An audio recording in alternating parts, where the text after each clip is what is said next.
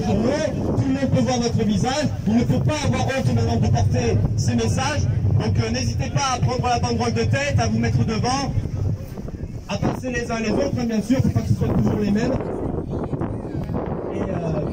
Et puis sur ce, je vous souhaite une bonne manif, profitez-en bien, amusez-vous, c'est le plus important. Montrez que maintenant on n'a plus besoin de porter les masques, il faut qu'on montre nos sourires.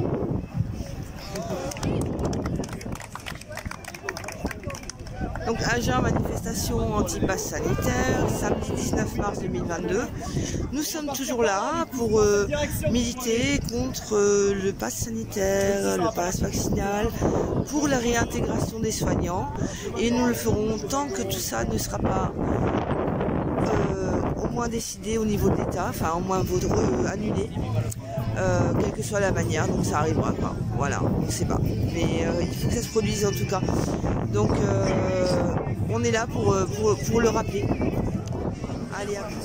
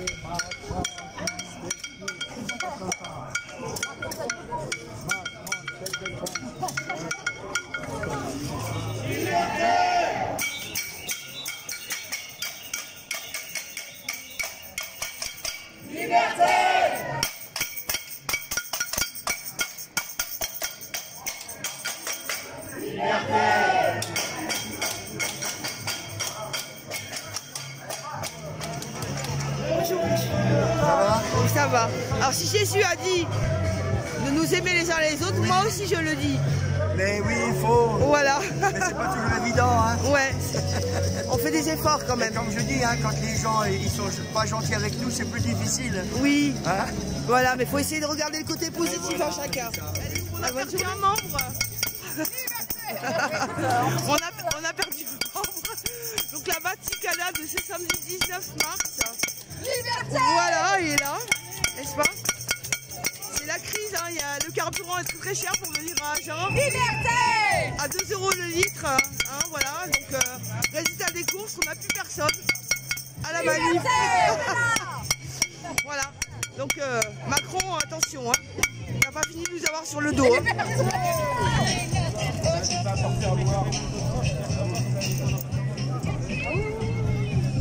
Bon allez, on va avoir les prises de parole là. Et nous allons arrêter tout d'un coup notre combat.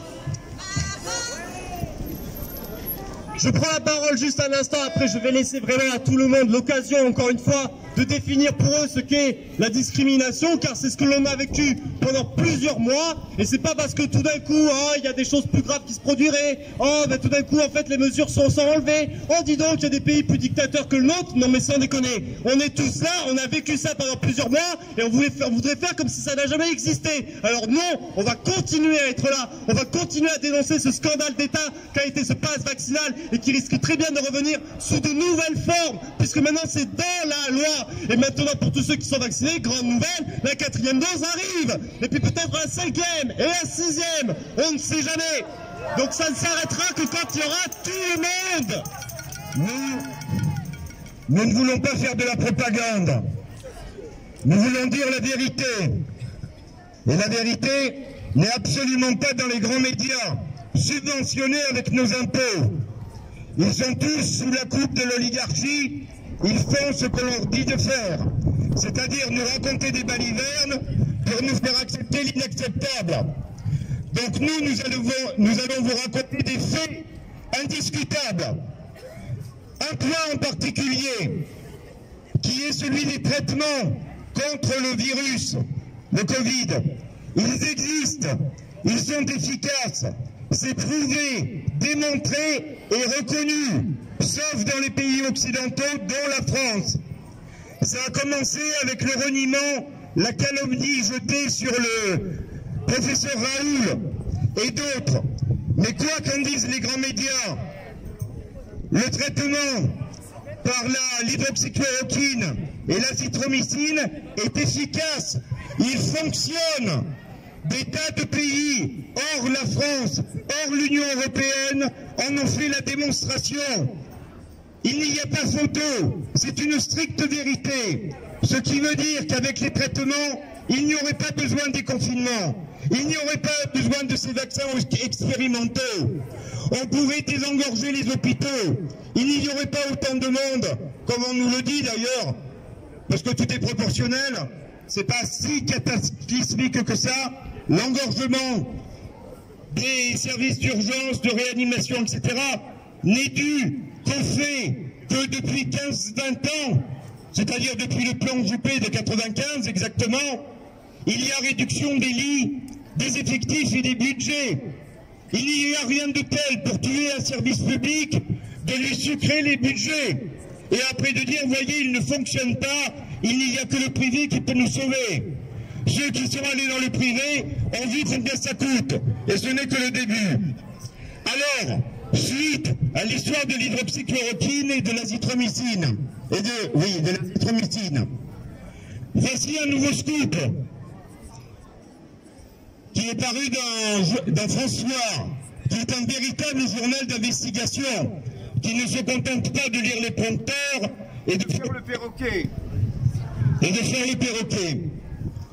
Alors, cette histoire, c'est celle d'un journaliste anglais qui a eu la puce à l'oreille et qui s'est demandé si le dénigrement qui était fait pseudo-officiellement sur l'ivermectine, qui est un produit d'ailleurs utilisé dans le monde entier pour d'autres maladies, à titre préventif, qui n'a jamais provoqué d'effets secondaires graves, a été publié par une étude disant que ce médicament était inefficace contre le Covid et pouvait être dangereux. Exactement le même scénario qu'avec l'azithromycine et l'hydroxychloroquine. Alors qu'a découvert ce journaliste en faisant une étude de méta-analyse, c'est-à-dire de vérifier quelles sont les sources, les modes d'édition, les comités de vérification. Et là, il y a un gros couac. C'est-à-dire que les deux personnes, une française et un anglais, qui ont cautionné ce mensonge énorme, avaient touché une semaine avant plusieurs millions, je crois que c'est 12 millions en tout, de la part de laboratoires pharmaceutiques qui sont partie prenante de cette histoire. Alors on pourrait dire ceci aussi est des racontars. Voilà un fait qui va rétablir la vérité. En Inde, où il y a plusieurs États, l'Inde n'est pas un État, c'est une fédération d'États. Certains sont riches et ils ont foncé sur la vaccination, les restrictions, les confinements, les masques et tout le reste.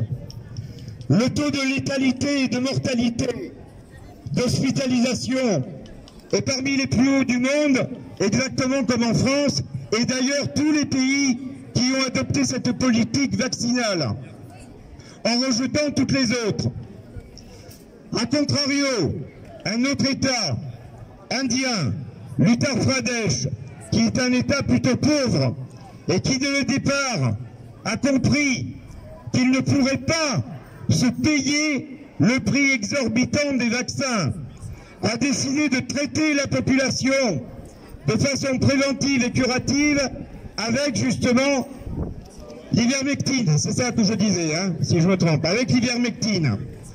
Leur taux de létalité et de mortalité est un des plus bas au monde. Ce que raconte ce journaliste qui était en Inde, c'est qu'au moment où le gouvernement de cet État a pris cette décision, dans les journaux nationaux et locaux, ont trouvé imprimée l'ordonnance qu'on pouvait présenter en pharmacie pour se faire délivrer l'ivermectine, sans aucune contestation, sans demander de papier d'identité, de justificatif ou de test PCR non plus. Qu'est-ce qui s'est passé? La population a été soignée.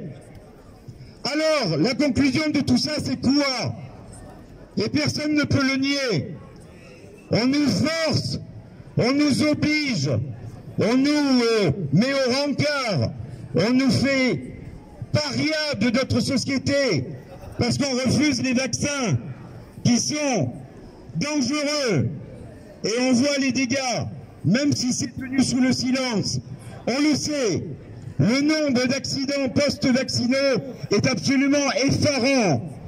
En un an de vaccination 2021, les accidents secondaires graves et les morts post-vaccinaux, surtout dans les 15 jours qui suivent, sont supérieurs à la totalité des accidents post-vaccinaux de tous les autres vaccins qui existent. Il y en a plus d'une centaine depuis 35 ans. Si ceci ne vous alerte pas, c'est que vraiment vous êtes insensible à tout. En adoptant cette politique du vaccin et uniquement du vaccin, dans le même temps, il a été interdit, strictement interdit, même aux médecins qui ont le droit de prescrire et qui ont normalement leur libre arbitre. Il a été interdit d'utiliser les traitements, l'hydroxychloroquine, l'azithromycine, l'ivermectine. Et la conclusion de cette conclusion, c'est que si nous n'avions pas, si nos dirigeants menés par les grandes banques et par les mondialistes complètement décérébrés n'avaient pas été adoptés, et qu'au contraire, nous ayons permis d'utiliser les traitements, la situation n'aurait jamais, absolument jamais été celle que l'on a vécue. Il n'y aurait pas eu besoin des restrictions. Nous n'aurions pas martyrisé nos enfants, qui plus tard auront de graves problèmes. Même l'OMS le dénonce. 25% de la jeunesse est actuellement sous le coup de traumatismes qui auront des répercussions de longue durée, qui seront peut-être plus tard dans l'incapacité de travailler et de payer vos retraites. Alors prenez conscience de ce qui se passe. Arrêtez de gober la télé comme les poissons rouges leurs paillettes dans le bocal. Renseignez-vous par vous-même. Ne pas se renseigner aujourd'hui, c'est ne pas vouloir savoir. Car c'est très facile. En quelques clics, on trouve les bonnes informations. Et à ce sujet, je voudrais démentir ce qui se raconte dans les grands médias. Libération, Le Monde, Le Point, Les Échos et le reste, qui sont tous subventionnés et à la botte des grands pouvoirs féodaux, modernes. C'est que ce que ces journaux, Libération, Le Monde racontent, c'est que sur Internet, ce n'est que des fake news. Mais enfin, quand même, prenez conscience d'une chose. Sur les réseaux sociaux, il y a tout le monde. C'est le peuple entier qui est sur les réseaux sociaux. Alors, s'abstenir de consulter les réseaux sociaux, parce qu'il y aurait des gens déjantés, excessifs, complotistes ou je ne sais quoi. Ça veut dire que dans la réalité, il ne faut plus parler à personne. Il ne faut plus adresser la parole à personne dans la rue, puisque la rue, c'est les réseaux sociaux. Alors, jusqu'où va aller cette connerie?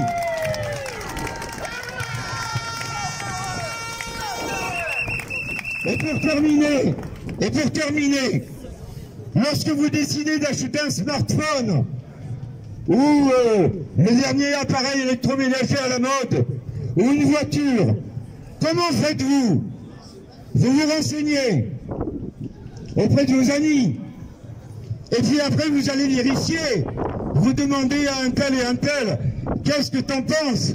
T'en as acheté une, t'es content, et toi, t'es satisfait, t'as pas eu de problème? Vous faites vos idées par comparaison. Et c'est de la comparaison que naît la vérité. Elle ne tombe pas tout droit du ciel, comme les merdes de pigeons. Donc, allez sur Internet, ce n'est pas compliqué. Il faut récolter des informations, il faut les regrouper avec d'autres, il faut réfléchir et il faut vérifier. Ce n'est pas difficile, ce n'est qu'une question de courage. Il suffit d'y passer un petit peu de temps. Car comprenez bien que l'enfumage médiatique absolument monstrueux auquel nous sommes confrontés actuellement porte la parole de gens qui ont des stratégies à long terme. Si vous croyez que les restrictions, la politique vaccinale, les confinements, les interdictions, le martyre des enfants va s'arrêter là, vous vous mettez le doigt dans l'œil jusqu'au coude. Nous sommes partis pour aller, de gré ou de force, vers une société à la chinoise, où à chaque coin de rue il y aura une borne. Elles sont déjà conçues, prêtes à être fabriquées et mises en place par Thales, société française. Donc demain, il ne sera plus possible de faire quoi que ce soit sans que les big data, qui d'ailleurs sont situés à l'étranger, particulièrement aux États-Unis, même les données de santé actuelles de la sécurité sociale, ils sauront tout de vous. Qui vous fréquentez? Qu'est-ce que vous achetez?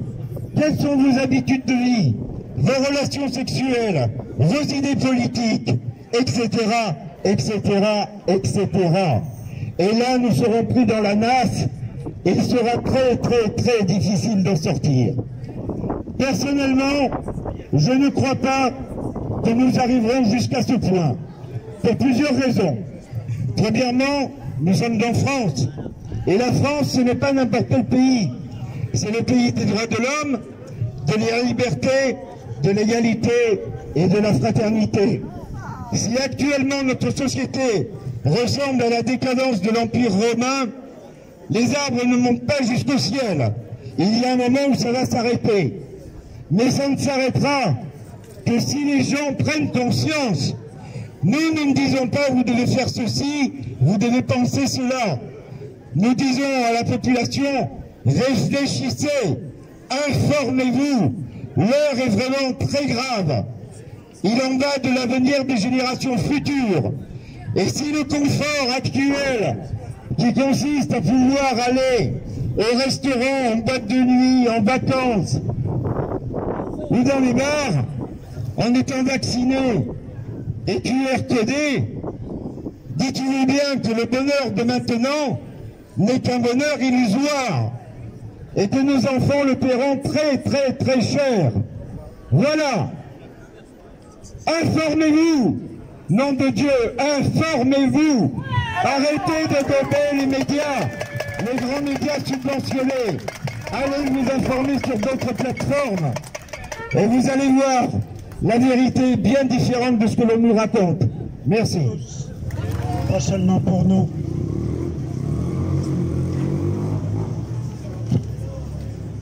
Dans l'Union européenne, plus de 3,5 millions de cas d'effets indésirables.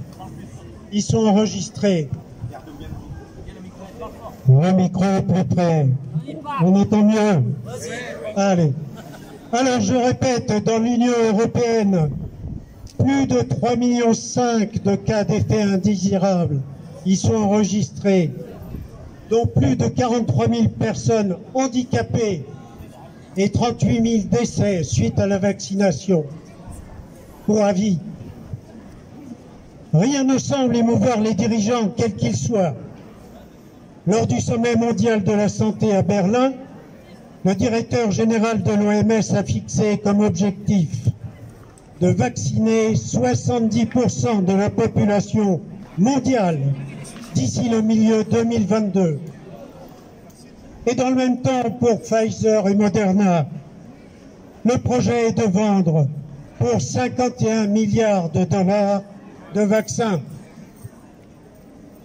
En France comme aux USA, les malheureux médecins qui administrent des traitements pourtant très efficaces ou qui expriment publiquement leurs doutes sur les vaccins sont menacés de radiation et ou radiés, sans compter les soignants non vaccinés qui sont mis à la porte, ni plus ni moins. Mais enfin, plus de 15 000 médecins et scientifiques médicaux ont signé la déclaration de Rome sur la Covid, un appel international pour dénoncer l'ingérence du politique et du business dans le libre arbitre des médecins. Voici pour l'essentiel son contenu. Bonjour tout le monde, je suis une infirmière suspendue du Lot-et-Garonne. Et donc, mesdames, messieurs, les Agenais, les Agenaises, les Lot-et-Garonnais, les Lot-et-Garonnaises, ayez le courage de demander la réintégration des soignants suspendus du Lot-et-Garonne. Nous sommes des centaines. Il manque cruellement de personnel à Agen, à Villeneuve, à Marmande. Ils ferment des lits. Ils ont besoin de nous. Et cette obligation vaccinale pour les soignants n'a aucun sens. Si le sens c'était de protéger les patients, c'est raté, puisque quand on est injecté, on peut contaminer. Si l'objectif c'était d'empêcher les arrêts maladie, c'est raté, puisqu'il y a énormément d'arrêts maladie chez les soignants qui développent des syndromes Spike ou des Covid post-injection. Ils ne sont pas bien, ils ont besoin de nous qui sommes en bonne santé, les soignants suspendus. Et nous avons envie d'exercer notre métier, nous savons faire que ça. Voilà.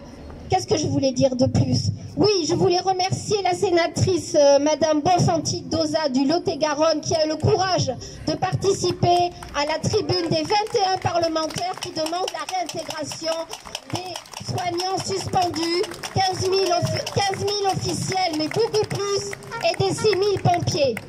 Je voulais vous demander, nous sommes à la croisée des chemins. Quelle société voulez-vous? Est-ce que vous voulez une société où nous ne sommes que des gens qui sont là pour travailler et consommer? De quel hôpital voulez-vous? Comment voulez-vous vous soigner? Voilà, réfléchissez à tout ça, car nous sommes vraiment à la croisée des chemins. Il va y avoir des élections présidentielles et tout n'est pas encore joué. Donc, prenez votre courage à deux mains, renseignez-vous, parlez autour de vous, osez demander. Merci. Et ne nous oubliez pas, les soignants suspendus du Lot-et-Garonne.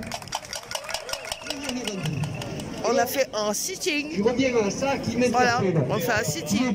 Parce que on se retrouve. Moi aussi, hein, j'ai fait un sitting. Voilà. Électoral. Hein? Mais demain, je pense que les infirmières, ce qu'elles vivent actuellement, le personnel soignant, est un véritable ballon d'essai. Ce ballon d'essai consiste à faire rentrer dans la tête des gens. Et ses yeux amoureux suivent le généreux, et les doigts s'éculent à l'artiste. Ça lui rentre dans la peau par le bas, par le haut, et l'envie qu'elle est physique. Tout son être étendu, son souffle suspendu, c'est une rétorque de la musique. L'essence qui coûte 2 €, c'est la majorité des prix de la vie qui a augmenté. Et les salaires, par contre, eux, sont restés toujours aux mêmes. Et on devrait en plus accepter ça et rien dire. Donc non, on continue à prendre les ronds-points et on vous attend nombreux.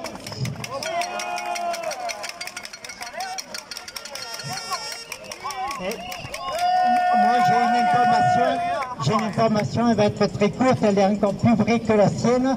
N'oubliez pas que demain c'est le printemps, alors n'oubliez pas d'aller vous promener au milieu de toutes les jolies fleurs que vous allez rencontrer. N'oubliez pas que de toute façon dans notre lutte, on doit surtout convaincre les autres, mais ne pas aller vers le conflit. Bien au contraire, c'est avec notre conviction qu'on continuera longtemps à porter nos paroles et on finira par avoir le cœur des gens. C'est naturel, il faut juste qu'on reste droit dans nos bottes et qu'on ne lâche rien.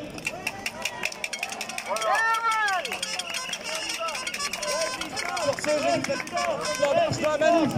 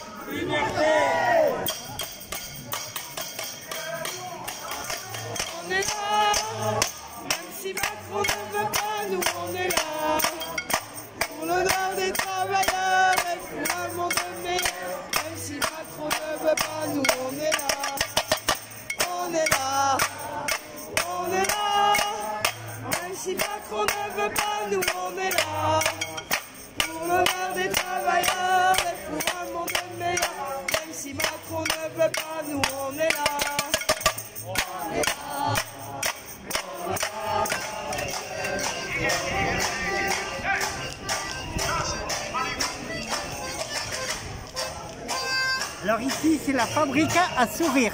Oui, c'est ça. Il n'a pas de rétro, excusez-le. Cherche Zemek qui est au cœur.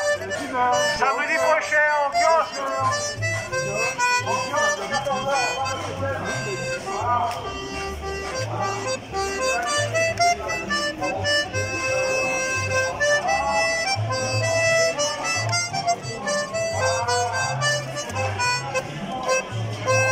Et alors demain, c'est le printemps et les abeilles vont sortir.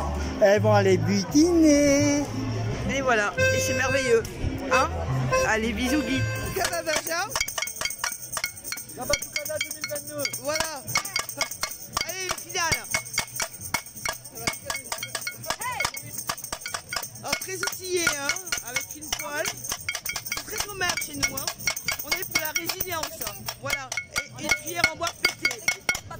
Voilà. On est là.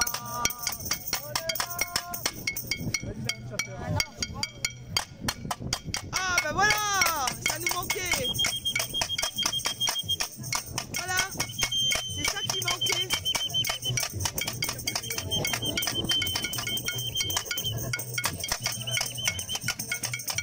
La super Batucada. Vas-y.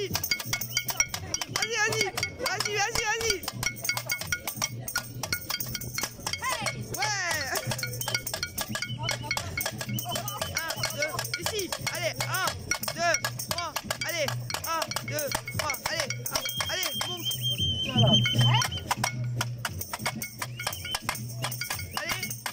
Allez, hey, liberté, voilà, la finale, la vraie finale, le final, je veux dire.